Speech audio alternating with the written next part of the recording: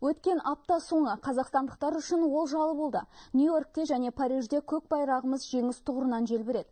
Франция астанасында астаналық велокоманда Тур де Франс көпкүндік жарысында жеңіске жетсе, Нью-Йорктың бас аренасында жерлесіміз Геннадий Головкин кезекті кездесуін жеңіспен аяқтады. Қазір дүниежүзінің ақпарат көздері Қазақстанның жетістіктері жайлы жарыса жазуда. Біздің ақштағы тілшілеріміз отандас оғланымыз туралы шетелдік әріптестердің пікірін біліп көрді. Қазақстандықтар Головкинді мақтан тұтуы керек, ол барлық мағынасында фаворит. Америкалық журналистер мақалаларын дәл осындай кіріспе сөзден бастап жазуда. Бүгінде төрткүл дүниеге танылып үлгерген боксшымыз Геннадий Головкиннің Дэниел Гиллмен болған кездесуінде тағы бір мәрте мықтылығын паш еткенін айтуда.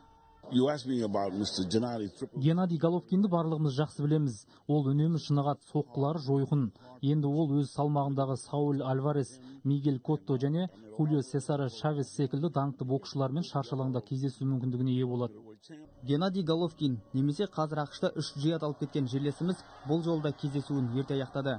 Мэдисон Сквер Гарденге жиналған мыңдаған жұрт Головкиннің жеңісіне дегеннен ақ шүбә келтірмеді десе болады. Тек кездесу бар болғаны 9 минутқа созылды.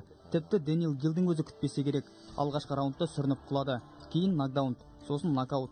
Кездесуден соң экс-чемпионның жаттықтырушысы Гарри Шоудың өзі біздің боксшының шеберлігін лажсыз мойындады. Қазақстан халқы Головкинді мақтан тұтуы керек. Оның нәтижелеріне еріксіз сүйсінесің. Өте керемет боксшы. Бастысы ол шаршы алаңның сыртында да адамгершілік қасиеттерінен айнымайды.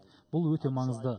Ал австралиялық журналистер Геннадий Головкинді жойқын күш, ерекше қабілет иесі деп атап кетті. Геннадийдің Гиллмен кездесуінен кейін австралиялық радио комментаторлары тікелей эфирден: "Мен кәсіби деңгейдегі сайыстарды 30 жылдан бері көріп жүрмін. Бұл кездесуді асыға күткен едім.